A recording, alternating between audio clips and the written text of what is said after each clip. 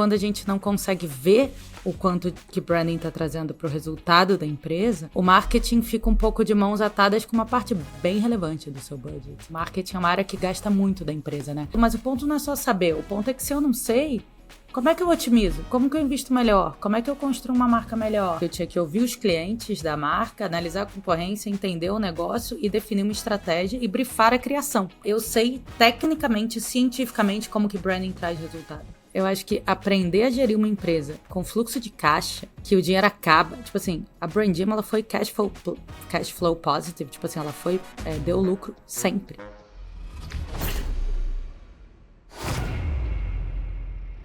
Hoje a conversa é com Guta Tomaskin, CEO e cofundadora da Purple Metrics, uma martech brasileira que está ajudando empresas a responder uma pergunta que todo time de marketing já ouviu.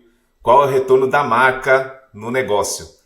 Com uma trajetória que vai da publicidade à ciência de dados, da fundação de uma consultoria de branding, à criação de uma plataforma de inteligência de marketing, a Guta está no centro de um dos debates mais quentes do marketing moderno. Como unir branding e performance, arte e ciência, significado e resultado. Nesse episódio ela compartilha sua visão sobre previsibilidade no marketing, fala do impacto da inteligência artificial no dia a dia da comunicação e conta como é ser uma fundadora e criadora de conteúdo também. É uma conversa fiada para quem trabalha com produto, marketing, inovação e quer tomar decisões melhores em um cenário cada vez mais complexo. Guta, seja super bem-vinda aqui ao nosso podcast. Obrigada, Leandro. Prazer estar aqui e eu amo falar de produto, então eu sei que a galera quer me ouvir sobre branding, mas... Vamos falar sobre produto. Meu dia a dia é produto atualmente, é o cenário que eu estou imersa, então vai ser um papo legal. Muito bom. Então eu queria, geralmente os podcasts a gente vai numa crescente até chegar onde você está hoje, mas eu queria que você começasse falando onde você está hoje, né? Como você define a Purple Metrics hoje, que problema ela resolve e também as características desse produto que vocês, inclusive, acabaram de relançar aí na última semana. Sim. Legal. Eu estou na segunda empresa, primeira de software, e... o que é, né, a Purple? Purple é um produto de atribuição de marketing. A atribuição é você saber o que está vendendo, o que está funcionando. Com um grande diferencial de que a gente conseguiu incluir branding numa atribuição, que não é baseada em clique. Então, em geral, quando a gente fala o que funcionou no marketing, a galera pensa no clique, no cookie. E a gente faz isso através de um machine learning próprio que a gente desenvolveu. Então, a tecnologia brasileira, feita por brasileiros, né? Para marketing, que é um mercado super global, né? Quando a gente está olhando B2B, né? Softwares que vendem para outra empresa, marketing é o talvez mais é similar entre países. E aí o problema, né, que a gente resolve sempre foi esse, apesar da gente já ter transformado esse produto bastante. A gente começou com uma vontade muito grande de medir branding, mas não porque o problema era medir branding, mas porque o problema era que quando a gente não consegue ver o quanto que branding está trazendo para o resultado da empresa, o marketing fica um pouco de mãos atadas com uma parte bem relevante do seu budget, assim, 40%, assim, dos clientes do Purple é 40% a 60%. Que eles não têm visibilidade do resultado, é muita coisa. O marketing é uma área que gasta muito da empresa, né? Atualmente está em mais ou menos 8% da receita, mas se pegar uma empresa em estágio de growth, às vezes é 20%, 25% da receita, às vezes até mais, está sendo gasta com marketing. Então, imagina, metade disso, tem aquela máxima, né? Metade disso a gente não sabe o resultado, mas o ponto não é só saber, o ponto é que se eu não sei, como é que eu otimizo? Como que eu invisto melhor? Como é que eu construo uma marca melhor? Como que eu projeto o meu resultado de futuro? Como que eu tenho um debate de DRE, resultado, etc. Unit Economics, se eu não sei o que traz resultado? Então, o marketing, ele estava muito travado e muito baseado em feeling, em sentimentos qualitativos, né? Quando eu fundei o Purple, ou a Purple, tanto faz.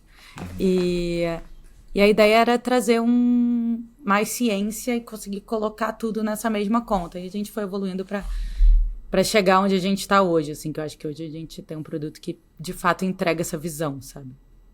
Legal, muito interessante. E foi uma transição também longa, né? Assim, de você passar por um bom tempo como estrategista de marca para se tornar uma fundadora de uma empresa de software, né? E eu queria entender como esses dois mundos para você se relacionam, dessa sua fase trabalhando mais em serviço, e o que você traz para hoje, e por que você sentiu esse impulso tão grande de desenvolver um produto, um software dentro da disciplina de marketing.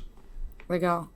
Eu acho que hoje eu vejo que muitas coisas na minha vida ajudaram para isso, assim, né? Desde eu ter feito escola técnica de design e programação e front-end. Na época, design com front-end não fazia o menor sentido e hoje é produto, né? Se a gente pensar. Depois eu fui growth, né? Eu fui mídia, 2008, 2009. 8, 9, 10. Assim, uma época em que não tinha nem mídia, não tinha nem anúncio de rede social, sabe? E aí depois eu fui para branding tradicional, e do tradicional comecei a empreender com tech. E eu acho que ter feito uma empresa de serviços bootstrapped é doido, né? Porque os investidores me consideram first time founder. Ah, sério? Porque por ser a primeira empresa de tech, porque eles consideram uma empresa investível. E first time tech founder, mas tem muitos founders que vêm de serviço, né? Acho que até o mercado de tecnologia é relativamente recente no Brasil. Sim. Em volume. Mas a minha primeira empresa, o investimento seed dela, a gente brinca assim, duas meninas e 2 MacBooks, sabe assim? Então, eu acho que aprender a gerir uma empresa com fluxo de caixa, que o dinheiro acaba, tipo assim, a Brandim, ela foi cash flow positive, tipo assim, ela deu lucro sempre. Né? Então, tem uma parada de aprender a gerir dinheiro, caixa, ouvir o cliente. Como é que eu vendo mais? Eu tenho que fazer o que eles querem. Que produto eu posso fazer para... Eu não tenho conforto de caixa, sabe? Sim. E a minha matéria-prima, e é muito imediato, né? Então, em serviço, você faz uma parada, você tenta vender num PPT, literalmente, né? Num comercial. A pessoa compra e daí você desenvolve o serviço. Então, esse ciclo de aprendizado, de ouvir cliente é muito intenso, e de testar isso no negócio. Estratégia de marca já é pesquisa, assim, eu vejo muito paralelo com o produto, né? Porque eu tinha que ouvir os clientes da marca, analisar a concorrência, entender o negócio e definir uma estratégia e brifar a criação, os designers. E aí trabalhar junto com os designers para garantir que o que eles estavam construindo refletia a estratégia do negócio e da marca, sabe? Então, assim, tem muita similaridade, assim, clica, né? É diferente, mas tem similaridade. Eu acho que o que muda para a tecnologia, na Brandim a gente já noiava a minha primeira empresa muito com processo, com fazer as coisas, não era escalável no sentido tecnológico, mas era escalável no sentido de processo. Eu já tinha essa preocupação. Então, eu acho que a mudança, ela tem um pouco de poder acelerar. Então, os investidores ficam... Cara, você pode gastar mais dinheiro, uma vez que você descobriu as paradas, sabe? Que é um aprendizado comum de quem vende serviço.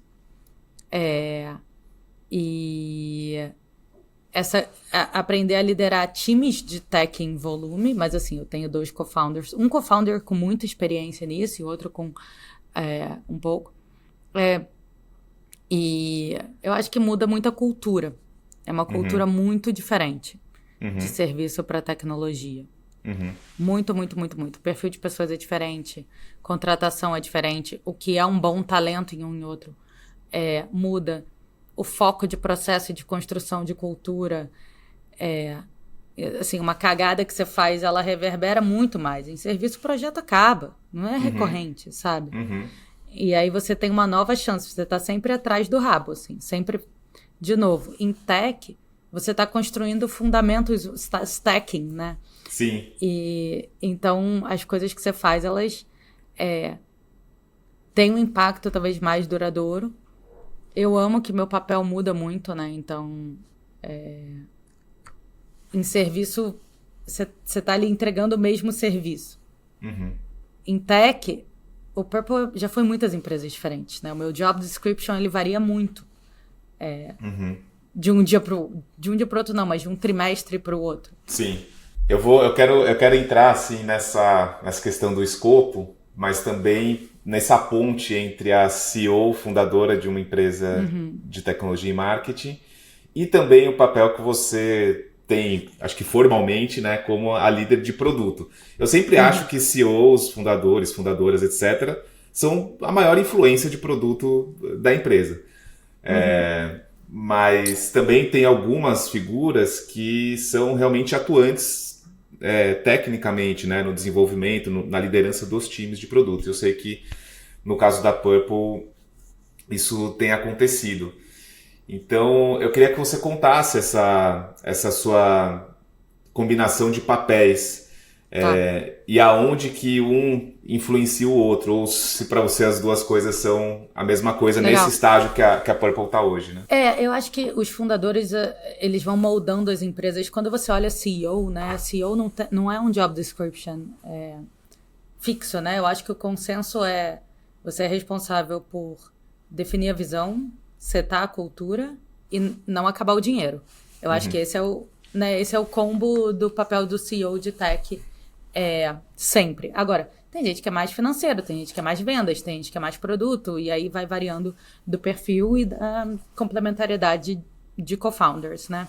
Então, como que é meu papel hoje dentro do Purple? A gente entende que, primeiro que eu amo o produto e eu sou designer, né? Assim, de mentalidade. Então, eu sempre trabalho... Eu nunca sou designer de desenhar, mas eu sempre duplei com designers e estudei isso. Então, eu consigo chegar lá, assim. Então, a gente entende aqui na empresa que o produto é onde a visão da empresa acontece. Então, essa conexão sem barreiras, sem nenhuma fronteira, nenhum atrito da visão para o produto, ela é muito forte. E me obriga a estar em contato com os clientes, né? Então, hoje o meu papel da empresa é produto, é com que eu gasto a maior parte do meu tempo. E aí eu tenho a parte de negócios, falar com investidores para fora nesse sentido, e a parte de para fora de construir topo de funil para o Purple, que são duas formas de disseminar a visão. Então, uma é disseminar a visão no micro e outra é disseminar a visão macro, e ambos me abastecem de insight. Então, o que é muito bom de eu produzir conteúdo, por exemplo? Eu tenho um contato muito imediato e um feedback muito imediato do mercado. Então, quando a gente resolveu pivotar para esse produto, cara, eu pedi planilhas de métricas para ver como que a galera estava organizando. Eu recebi, 20 planilhas de métricas, em branco, assim. Sim. Mas de, top 10 empresas do Brasil. Que a galera me mandou por DM. Então, eu pergunto coisas, a gente tem grupos de WhatsApp do Purple, e aí essa facilidade de pesquisa com o usuário, então a produção de conteúdo ajuda isso, abastece o marketing, meu mal vem de branding, então acaba que é muito fácil para mim construir marca. Sim. Muito automático, né, não é que seja fácil. Sim. E a visão dos investidores, então essas são meio que minhas fontes, assim, e isso decanta em produto. Eu pego o roadmap mais para frente, né? O roadmap do que já está desenhado, uma vez que a gente tem um Figma fechado, Figma de code, aí o CTO toca.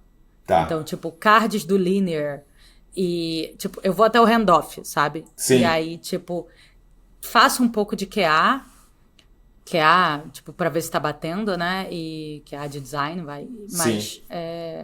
Mas daí o nosso CTO já assume e óbvio que a gente troca ele, nosso CEO, o tempo todo, né? Mas essa é a lógica, assim, do meu dia a dia. E se você pudesse explicar as decisões de produto que vocês tomaram nos últimos 12 meses, porque vocês tinham um produto com determinadas características e eu sei que vocês fizeram um pivô, eu não sei qual que é, eu queria até entender qual que é a dimensão desse pivô da versão 1 do produto para a versão 2 e quais foram as decisões de produto que foram tomadas nesse processo. Tá. Cara, assim, o produto ele mudou 100% em cima da mesma dor de medir, tá? Tá. Mas a gente falou, bom, vamos medir branding, que a gente precisa conectar esse troço a resultado. Vamos fazer uma pesquisa melhor. Porque os clientes... Existe essa linha de budget no branding. Pesquisa. Uhum. E, assim, eu gosto de brand tracking, mas eu tenho opiniões fortes sobre. Eu acho que existe espaço para melhorar. Eu acho que ninguém tá de fato olhando para melhorar. Eu acho que todo mundo teria capacidade de se pautar nisso, mas talvez não seja exatamente muito uma prioridade e standards de mercado, enfim. Aí a gente fez uma pesquisa atualizando a metodologia de branding e foi muito bom porque a gente leu muitos papers acadêmicos, assim. Muitos tipo mais de 100. E por a gente eu digo eu, sabe? Então assim, eu de fato Você mergulhou sei... mesmo. Cara, eu sei tecnicamente, cientificamente como que branding traz resultado. Baseado em diversos sites de dados da Austrália, de Singapura, dos Estados Unidos, do Brasil, de Londres, pra caralho. E a gente fez uma pesquisa e falou assim, putz, vamos botar um pouco de ciência de dados, porque a gente quer conectar branding com comportamento, na verdade. A gente sempre quis juntar branding ao resultado de negócio. Né? Daí que a gente começou a brincar com ciência de dados, a gente falou, bom, tá bom, o próximo passo é a gente começar a processar os dados deles, dos clientes, para entender quanto que isso está trazendo de resultado. E aí, na verdade, aconteceu porque a gente construiu 2 produtos. E eu percebi que a gente estava com 2 produtos. Eu fui o gargalo da empresa, porque eu toco o produto. Então, e quais eram os 2 produtos? Era pesquisa e o produto atual de modelagem estatística. Ele já existia, entendi. Vocês mantiveram. A gente começou a testar dados, pegar tá. dados e construir dados. E aí a gente falou assim, caraca, a gente tá ligando branding a dinheiro. Tipo, eu tô fazendo o resultado financeiro de reais. Ninguém no mundo conseguiu fazer isso, caceta. Tipo, e aí eu tava louca, falando, cara, eu tô tocando 2 produtos. Tipo, tem que fazer, sei lá, o que é a atualização da pesquisa no produto novo. E aí a gente teve o dia do buraco, que a gente brinca, que é o dia do buraco. Foi 28 de fevereiro o dia do buraco. O que é o dia do buraco? Foi o dia que a empresa inteira, eu tava assim, gente, não dá, tá tudo errado, né? E a gente é remoto, né? E aí a gente foi entrando no link e quando a gente viu, tava a empresa inteira no link. Não, peraí que eu preciso da opinião do marketing, peraí que eu preciso da opinião de tech, peraí que eu preciso do front-end, peraí. Sabe, um foi puxando o outro, aí a gente tava a empresa inteira no link. E aí eu fiz 2 perguntas. Eu falei, cara, a gente consegue construir 2 produtos? Sim. A segunda energia. Foco, energia. E a galera, e assim, pergunta de investidor. Mas se eu tivesse o dobro do dinheiro? Mano, se eu tivesse o dobro do dinheiro, eu faria o dobro do que eu... em um só, sabe? Nesse aqui. Sim. E, né, assim, a gente consegue... Faz sentido. E a segunda pergunta é, se não... Porque era uma decisão muito assimétrica. Porque eu tinha um produto que hoje eu vejo que ele tinha product market fit. Tipo, tem cliente usando até hoje. A gente nunca atualizou o produto. A gente sabia para quem vender, a gente sabia o preço, a gente sabia o processo de onboarding, a gente sabia como fazer para chegar no valor. Tipo, tava tudo ali. E o produto novo, a gente tinha nem cliente. A gente tinha uma ciência de dados e estatística que aparentemente a gente estava conseguindo conectar investimento de influenciador a dinheiro. Sabe, assim? Era muito assimétrico. E aí a segunda pergunta foi... Se não dá, qual dos 2 você, pessoalmente, tem vontade de construir nos próximos 10 anos? E 1 a 1 eles abriram o microfone e falaram, e foi unanimidade, que era o produto atual. Interessante isso. Então, além do que eu imagino que tenha uma complexidade técnica maior, né, só pelo que você me conta já, bizarro, o produto atual é muito mais complexo de fazer e que é mais motivador para o time. De certa forma, ele é mais inovador, mas também teve uma questão de tamanho de mercado potencial para esse novo produto? É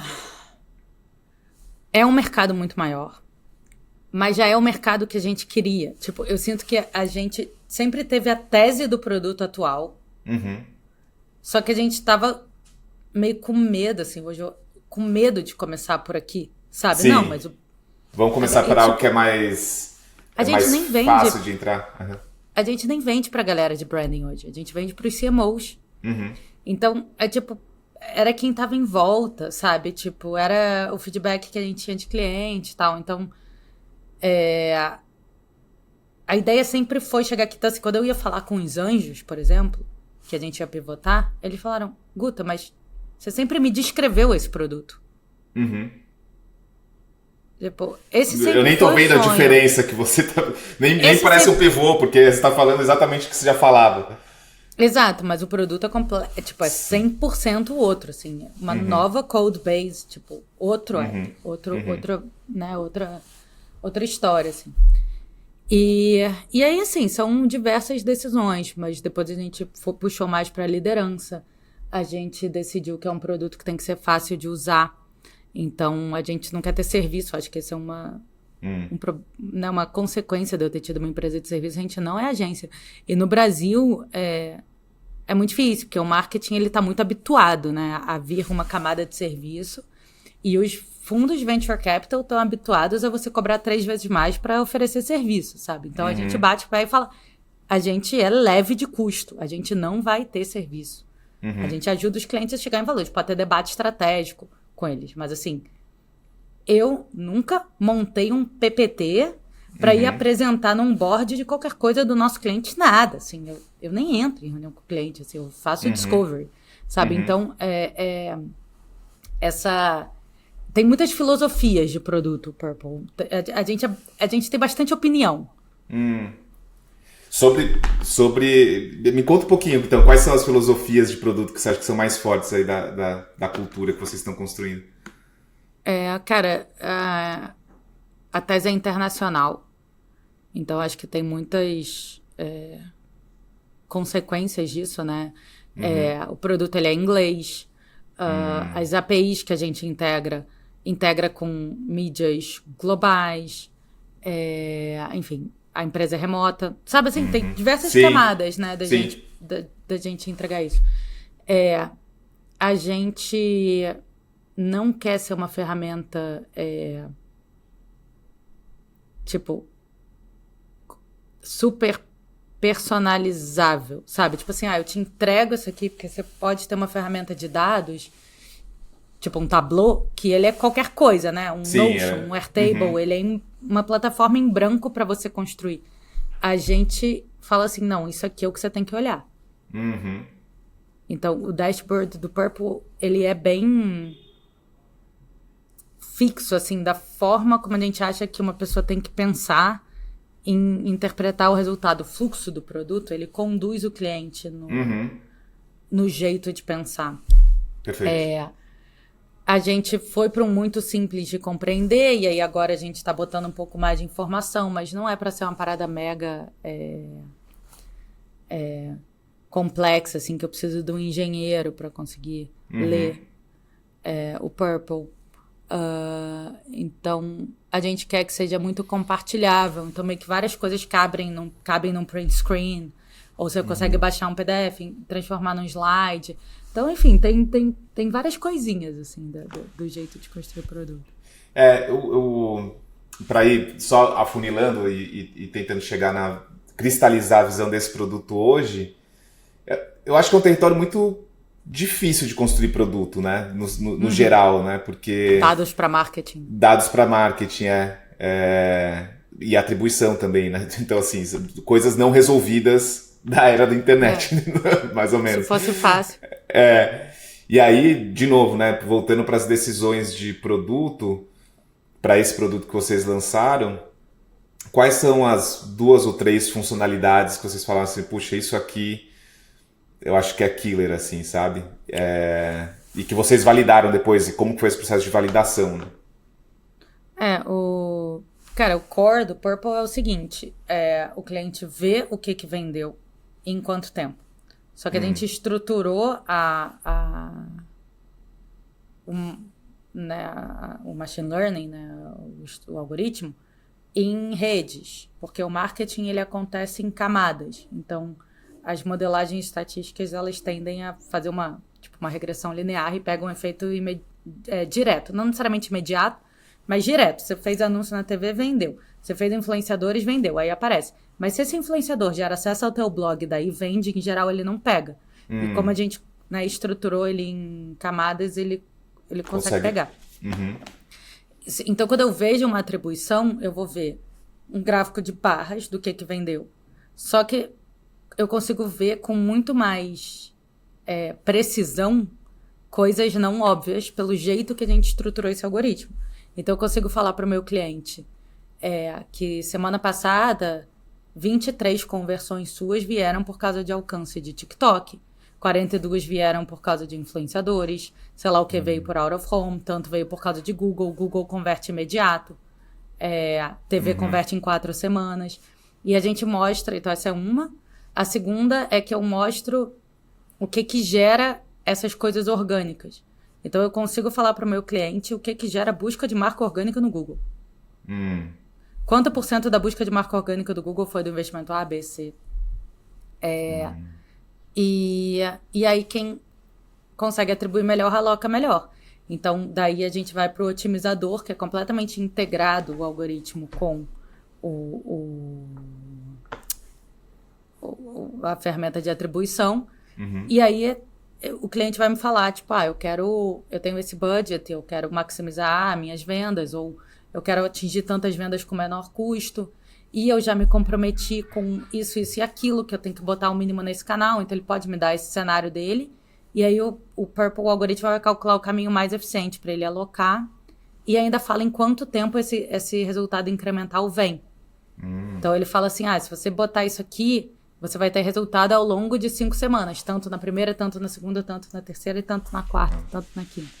Então é um marketing completamente é foda, porque tem muitas coisas que a gente não controla, Sim. mas do que você controla, ele se torna previsível. Que é o oposto de como é hoje, né? Hoje você pega e fala, vou crescer 20%. Aí a galera taca ali 20% a mais na venda, calcula uma margem, tipo, o marketing é tanto, esse vira o budget de marketing, e aí a pessoa pega e organiza aquilo em canais, sabe? Ou quando ela sabe, ela consegue otimizar muito o fundo de funil. Acho que isso é muito fácil hoje, né? Fácil, muito fácil não, mas assim, a última atribuição, né? Ali dentro de uma plataforma, né, de mídia, eu ir fazendo testes e melhorando, né? Eu acho que isso, inclusive, está sendo cada vez mais automatizado. Mas você consegue pensar essa estratégia de falar, eu vou bater minha meta do ano, eu não vou? O que eu preciso para isso? Hoje não tem, sabe? Eu acho que essa vai ser uma grande mudança para o marketing do futuro. Então, no final, você vai ajudar, começa um processo de ajudar as pessoas a como distribuir melhor o orçamento de marketing, os investimentos diretos de marketing, correlacionar isso com a performance da companhia, né? Isso, hoje é o que o produto faz. Sensacional. E aí, também pensando nesse processo, como que vocês... Bom, você comentou, né, de Product Market Fit, muitas pessoas que trabalham com produto, invariavelmente, às vezes Product Market Fit é de uma funcionalidade, né, nova do produto, que você vai fazer uma extensão, vai fazer um upsell, etc. Às vezes você tem o CEO, o fundador, a fundadora tocando isso, mas muitas vezes você tem Product Managers, GPMs, etc. tocando expansões do produto. E aí Product Market Fit é sempre uma questão. Quais são os sinais de Product Market Fit? Você comentou que a primeira versão da Purple já tinha Product Market Fit e vocês estão evoluindo para uma nova versão. Eu acho que hoje eu vejo, assim, tem clientes que pedem para renovar. A gente queria ter de parado o produto um ano depois, eles pediram para seguir usando. Tem gente até hoje querendo comprar. Sim, então sinal assim... Me parece PMF isso, né? Sim, e aí para esse novo produto, os sinais são os mesmos ou mudou a forma como vocês estão avaliando se tem Product Market Fit ou não? Cara, assim, acho que eu já encontrei Product Market Fit umas 3 vezes na vida, vai. Umas 2 com serviço e uma com tech.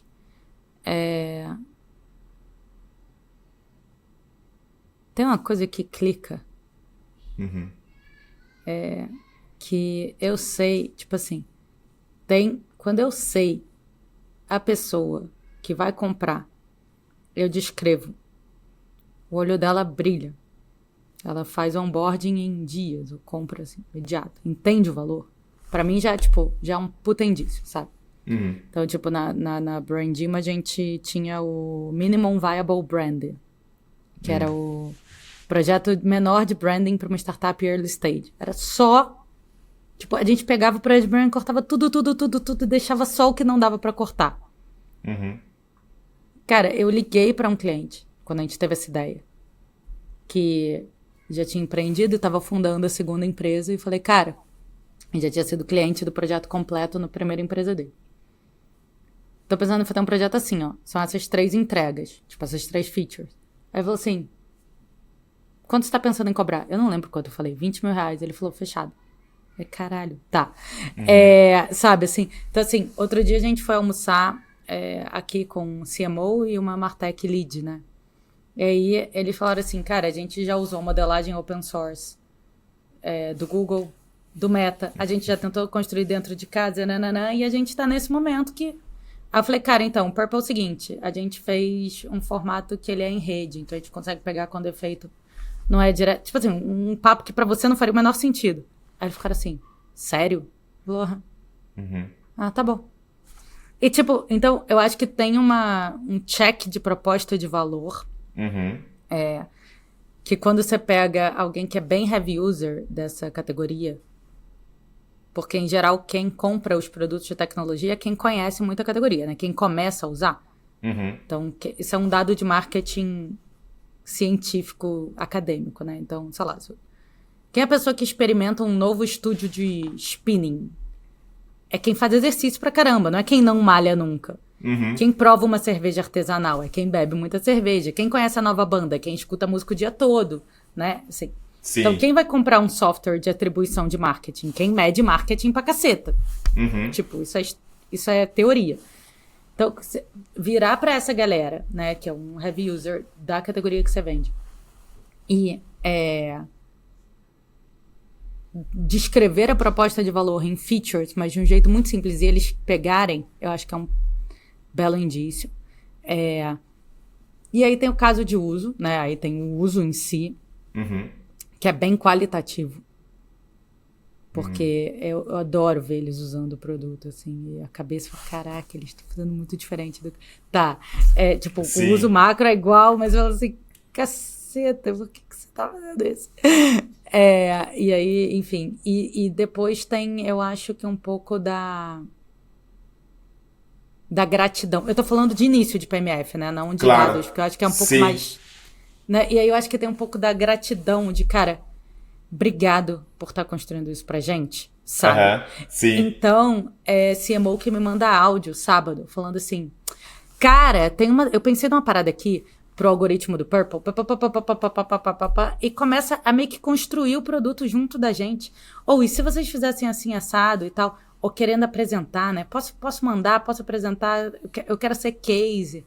Então, tem uma coisa de... A partir do uso do produto, porque eu acho que isso é importante, porque é fácil as pessoas quererem se engajar por motivos errados. Uma ideia. Né? Tipo, uma ideia, ou sei lá, você por acaso tem algum tipo de capital social, né? Tipo, você tá numa Forbes 30 Under, sei lá, essas porra, e aí a pessoa quer estar perto, sei lá, não sei. Então tem que saber discernir. Sim. Mas quando a pessoa usa o produto e ela tá construindo junto com você, sabe? Eu acho que pra mim isso é um mega... Assim, a gente tem canais de Slack com nossos clientes. Eles mandam coisas além do Purple pra gente, sabe? Olha esse teste AB que a gente tá fazendo. Olha esse teste de incrementalidade. Tipo, eles querem abastecer a gente de informação. Sim. Pra gente, tipo, poder melhorar, entender melhor e poder fazer um produto melhor pra eles, sabe? Então, acho que essas coisas são indícios, né? Assim, além de... Porque B2B é foda, assim. A gente só vai saber mesmo na hora da renovação. Sim. Né? E a gente tenta até nem fazer contrato de 1 ano, porque eu quero que daqui a 6 meses eles tenham que pensar se eles querem renovar. Porque eu preciso saber quem vai churnar. Eu não quero ficar construindo produto 1 ano pra pessoa errada, sabe? Então, eu acho que os indícios óbvios de PMF, né, assim, de cohort, de maturidade de cohort, tipo, a gente vê isso, né? Vendas tem diferença. Conforme vai evoluindo o uso do produto e vai melhorando o pitch de vendas. Então tem maturidade de cohort, tem retenção, tem dados de acesso de uso, mas assim, para mim o qualitativo dessa empolgação, ele é muito forte. Você tem uma métrica assim daqui a 6 meses, né, que você fala, puxa, essa talvez seja, e não precisa ser uma métrica, pode ser qualitativa, tá?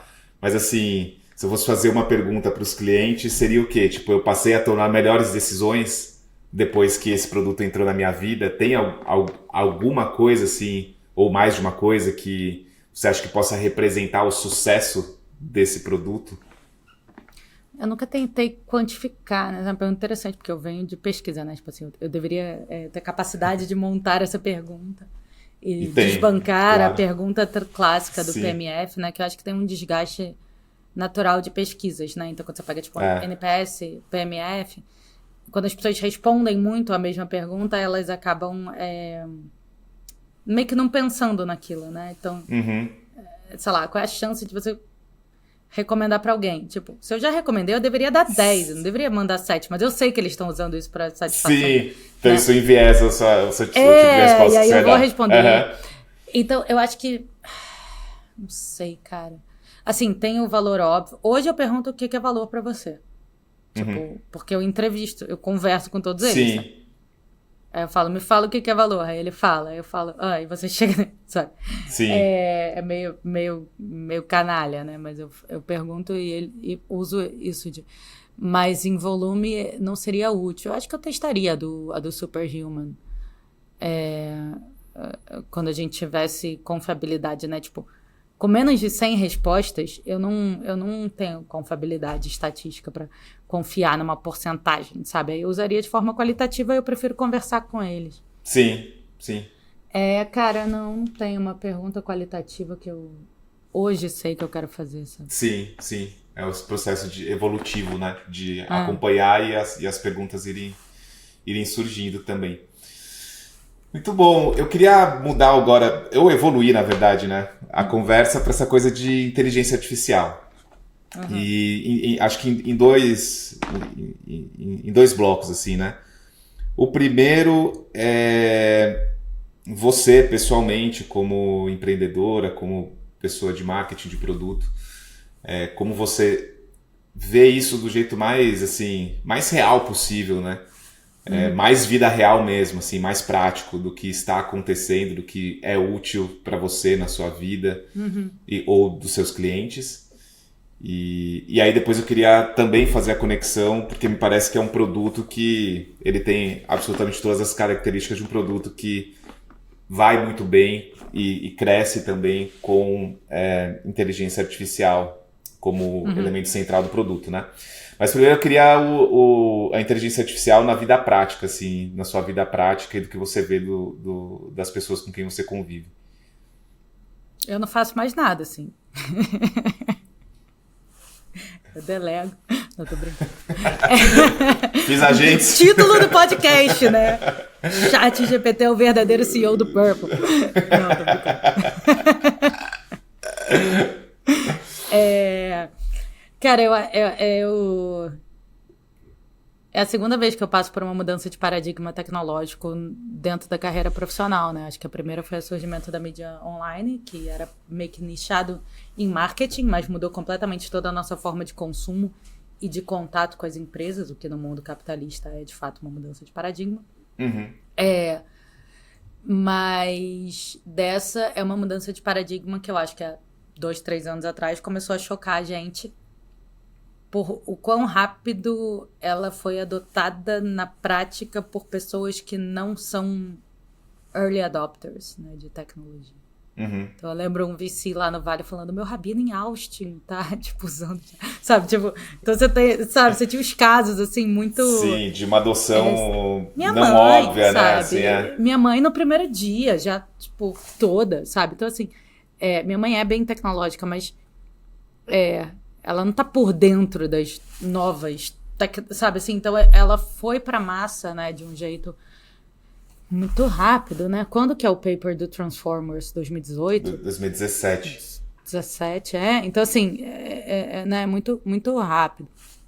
E Eu gosto de olhar para essa tecnologia em... Assim, eu vejo, por exemplo, internet, né? Que eu acho que é o grande comparável de mudança de paradigma tecnológico. Em, sei lá, 95, eu lembro o meu primeiro contato com a internet. Eu morava em Israel, eu estava na universidade com meus pais, eu tinha, tipo, 5 anos. E a minha tia trabalhava na Petrobras, então tinha internet da faculdade, da universidade. E eu lembro da surpresa dos meus pais. Assim, ela tá escrevendo agora. Tipo, ela tá escrevendo, porque dava pra ver ela escrevendo e apagando. E eu lembro do choque deles. E na época, eu acho, aí agora já não tenho mais memória, mas eu imagino que eles conseguiam imaginar assim, caramba, vai revolucionar a comunicação. Tipo, o imediatismo, né? Mas assim, quando que meus pais iam achar que você chama um carro por aplicativo e paga por Apple Pay para ir do ponto A pro ponto B, sabe? Que você não usa mais mapa. Que, sabe, assim, entendeu? Talvez a gente conseguisse prever um WhatsApp num computador, um Skype. Mas você não ia, tipo assim, video call, tá ligado? No telefone. Você entende? Então, eu gosto de pensar o que é a AI no sentido, eu vou listar o meu apartamento no Airbnb. Sabe? Tipo assim, sabe assim, o que é o mais... eu vou ter uma empresa remota. Como assim uma empresa remota? Sabe? Tipo, o meu co-founder não mora na mesma cidade que eu. E na primeira empresa também não morava. Morava na Califórnia, a Vanessa. Então, assim, ainda mora, né? No Vale do Silício. Então, eu acho que é interessante, sabe? Então, assim, é óbvio que eu uso o ChatGPT de interpretar a carta de tarô, a saber como que meu cachorro seria humano, a preparar pro board, sabe? A escrever copy de produto, product specs, né? Mas, assim, como que isso transforma, de fato, a produtividade? Tipo, e aí tem usos que vão... então, assim, a gente receber perguntas de uma jornalista e o meu marketing, escrever talking points e pedir pro ChatGPT botar no meu tom de voz e me passar. Sabe? Tipo, então, tem coisas que são muito interessantes, assim. A recomendação, né? Então, eu saber a recomendação de uma Netflix, de um Spotify, né, você meio que monta playlist juntos e meu telefone já fala, tipo, eu sei que você tem um voo, você quer que eu bote em modo avião, mas daqui a pouco ele já pode me mandar meu check-in, sabe? Tipo, entendeu? Então, assim, eu acho que essa AI em cima de AI é muito legal de imaginar, sabe? Eu gosto quando eu vou descobrindo esses usos além de conversei ali, sabe? Pedir... Sim. Mas eu uso pra tudo, assim, tipo, eu tiro foto da máquina de lavar roupa do Airbnb em outro país e falo, tipo, onde vai o sabão e qual dessas cápsulas é a certa. E tiro foto da cápsula e mando pra ele e fala, sabe? Eu tiro foto do queijo e pergunto se tá bom pra comer. Tipo, assim, é o dia inteiro, eu falo o dia inteiro. O ChatGPT tá aberto aqui, o Claude também, que eu uso mais pra código. Enfim, então acho que, né, tem isso. E aí do Purple, né, que você perguntou. Só antes de mudar pro Purple, eu acho que tem uma coisa que a gente tá vendo aqui também, né, aí do lado como um provedor de educação, né, que naturalmente também tá entendendo como ajudar as pessoas, né, nesse processo. Que, assim, tem um vale muito grande de criatividade sobre como é possível usar. Sim. E aí, então, você foi falando, assim, vários micro casos de uso. Alguns eles são super voláteis, assim, tipo, eu usei isso aqui agora para hoje, mas sei lá, às vezes amanhã se eu for usar de novo eu não abro, eu não lembro que eu posso usar inteligência artificial para fazer aquilo, e algumas coisas elas vão sedimentando, assim, para falar assim, isso é muito óbvio que eu preciso sempre usar a inteligência artificial para fazer. Você começa a poder construir um sistema, a gente que é de produto, né, construir um sistema operacional para a tua vida. Sabe? Então, assim, óbvio que você pode ficar ali chatting e, tipo, melhorar um texto e tal, mas como que isso muda, por exemplo, fundraising. A quantidade de informação que eu consigo processar sobre os investidores aumenta bizarramente, sabe? Sim. Então, uma organização de CRM, eu consigo gravar reuniões, eu consigo jogar para ele, eu consigo puxar minhas notas, eu consigo relembrar minha última conversa com as pessoas. Então, quando a gente começa a ter um raciocínio de produto, eu não acho que a maioria das pessoas vai ter um raciocínio de produto. Eu acho que a maioria das pessoas vai pegar as ferramentas da vai camada fazer de usos aplicação. esporádicos. Camada de aplicação. A Terra vai inovar para a educação. A Guta, que não entende de educação, vai consumir os fluxos e agentes, sabe? A Guta vai inovar para branding e marketing. A galera vai consumir, sabe?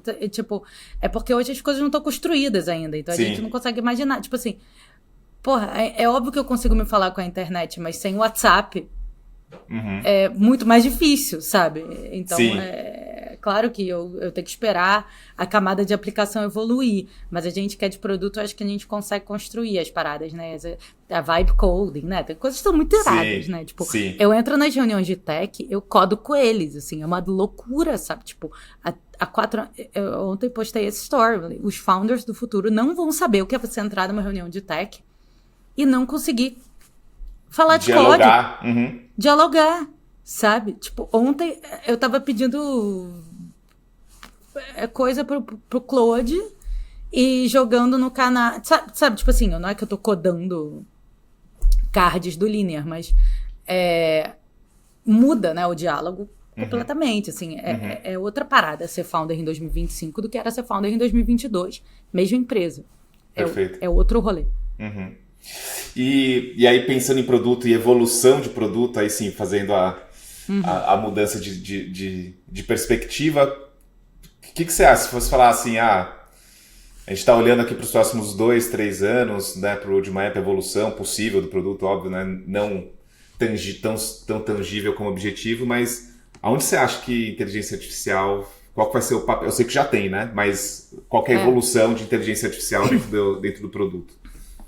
O que o Purple tem de diferencial competitivo, né, é o algoritmo que a gente constrói, as bases de dados que a gente tem próprias, né, que a gente treina, né, então o algoritmo ele melhora cada vez que um cliente novo entra,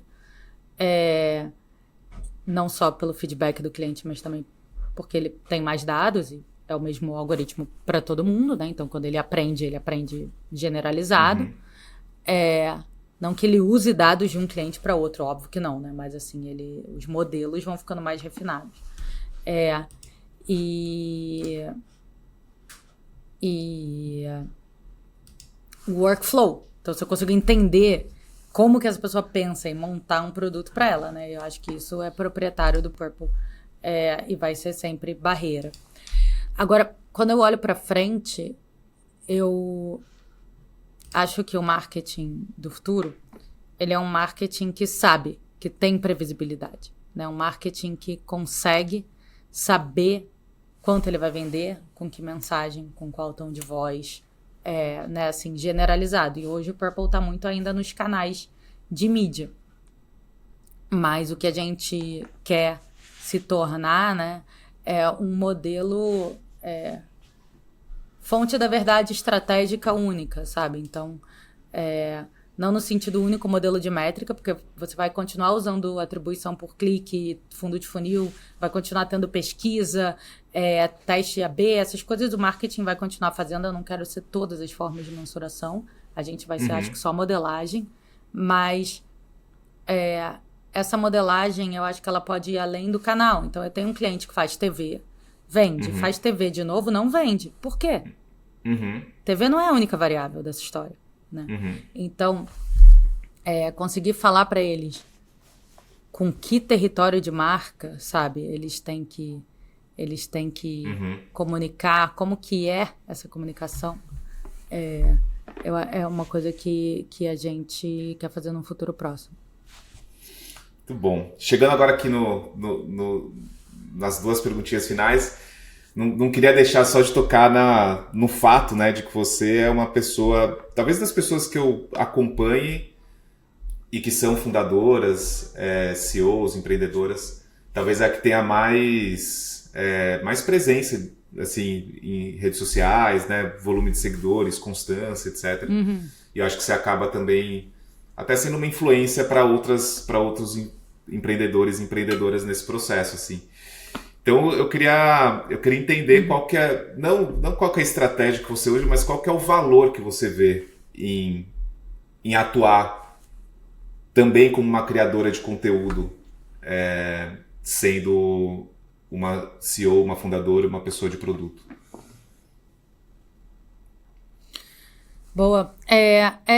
Eu acho que a galera tem uma noção desproporcional do tempo que leva a produzir conteúdo, né? Porque você me vê muito na produção de conteúdo, parece que eu só faço isso. Na verdade, são poucas horas, né, da minha semana. Mas o que eu vejo é que, assim, primeiro que tem uma fortaleza de topo de funil bizarra, né? Que é uma vantagem desproporcional do Purple. E segundo, que me dá um pulso constante, né, das conversas. Então, as pessoas me puxam para conversar, sabe? Os CMOs de grandes empresas me chamam para conversar, me contam, me abrem o que está rolando, quais são as dificuldades do marketing, quais são os desafios, o que eles já testaram de ferramenta. Então, essa boa vontade, assim, e essa conversa constante, cara, tem tanto valor, sabe? Assim, eu acho que isso é muito importante. Assim. Do ponto de vista de funil, né, de marketing, é topo, mas não é dependente de mim, né? Então, eu, às vezes, me ausento. É que a galera não repara, né? Mas eu, por exemplo, agora, né, quando eu fui pro Vale, eu fiquei 15 dias sem postar nada em nenhuma rede. E voltei. Então, eu acho que ter essa flexibilidade também é importante, sabe? De ter momentos que eu tô mais aberta à troca, porque eu tô absorvendo, e tem momentos que eu tô mais no casulo. Aí eu diminuo o fluxo, né? Então, vai variando. E muito bom. E para fechar, eu sempre pergunto, e você é uma pessoa que também eu vejo que sempre, vira e mexe, você compartilha alguma coisa. Li um livro agora que você leu mais recentemente, não precisa ler o livro da sua vida, assim, um que você leu e que te vem à mente, que você fala, puxa, foi muito legal para entender algum conceito novo que eu não conhecia, ou um episódio de podcast que você achou muito legal. O que te vem à mente, assim, se eu te faço um pedido de recomendação? Cara, eu acabei de ler... Eu leio muito, né? Meu hobby é leitura, assim. Muito, muito, muito mesmo. Eu tô lendo agora um livro chamado Doppelganger, mas eu tô ainda meio que no início dele. Ele é bom, é sobre identidade em épocas de rede social. Então, é uma autora que ela é muito confundida com uma outra autora que é politicamente o oposto dela. Olha só. E aí ela começa a entrar nesse coisa de quem a gente é e como que essa personalidade online e essa marca que a gente representa afeta a nossa percepção de identidade. Tá? Eu tô achando uma viagem bem legal. E foi mal, eu bati aqui, né? Mas foi sem querer. E eu acabei de ler, que eu li inteiro, assim, já posso afirmar, eu acabei de ler a história do Trader Joe, que é aquele supermercado, né, nos Estados Unidos, que existe desde os anos 50, 60, e todas as marcas são próprias. Cara, eu fiquei aficionada. Fiquei 10 dias só falando Trader Joe. Assim, a história muito irada da empresa, completamente não convencional. Também foram atrás da dor. Não é que eles nasceram com base numa tese, tipo, eu quero dominar esse mercado, que é esse tamanho de mercado, não, eles falam, tipo, cara, tem esse público que eu acho que eles têm uma demanda diferente, e foram construindo o produto ao longo do tempo, ao longo de décadas, e, tipo, stacking diferenciais de produto. Uma pessoa que trabalha num fundo de venture capital me perguntou ontem, ele falou, cara, o que você acha que de fato é relevante? E eu acho que é essa habilidade de você sobrepor barreiras e diferenciais competitivos. Então, quando você olha no início, né, do produto, o diferencial ele é relativamente frágil. Porque se você levou 1 ano para construir, outra empresa pode levar 1 ano, um pouco menos, talvez. Mas aí você soma com outro diferencial, e com outro diferencial, e com outro diferencial, e você vai criando uma coisa muito única, que tem uma filosofia de empresa, uma filosofia de produto, que está ancorada numa cultura, no jeito que você contrata pessoas, no jeito que você opera a empresa. E aí, isso você não consegue copiar, você consegue copiar feature, sabe? Então, eu acho que essa compreensão de... Cara, é 40 anos para você fazer uma empresa que é completamente diferente de tudo, é impossível de copiar, porque desde como eles selecionam os funcionários, quanto eles pagam, como eles estruturam a área de compras, que é a principal área para eles, né? Daí as decisões de produto e as decisões do que não entra e como que isso, tipo, stacks, eu acho que é do caralho. Muito bom. Muito bom, Chama Guta. Becoming Trader Joe. Becoming Trader Joe. Excelente. Vamos deixar aqui nas notas do podcast. E é legal que é, tipo, exatamente becoming, sabe? Tipo... Sim. Eles não nasceram com a tese pronta, sabe? Excelente. Muito obrigado. Foi muito bom bater esse papo com você. Desejo muito sucesso para Purple, para o novo produto. Quero testar aqui na Terra depois. Não sei nem se eu sou ICP, mas quero testar. E fiquei curioso para ver como que vocês estão evoluindo. Mas parabéns e obrigado. Boa, obrigada pelo convite, adorei. Só de você querer testar já é um bom sinal de PMS. Total. Valeu, pessoal. Esse foi mais um episódio aqui do Roadmap. Até a próxima.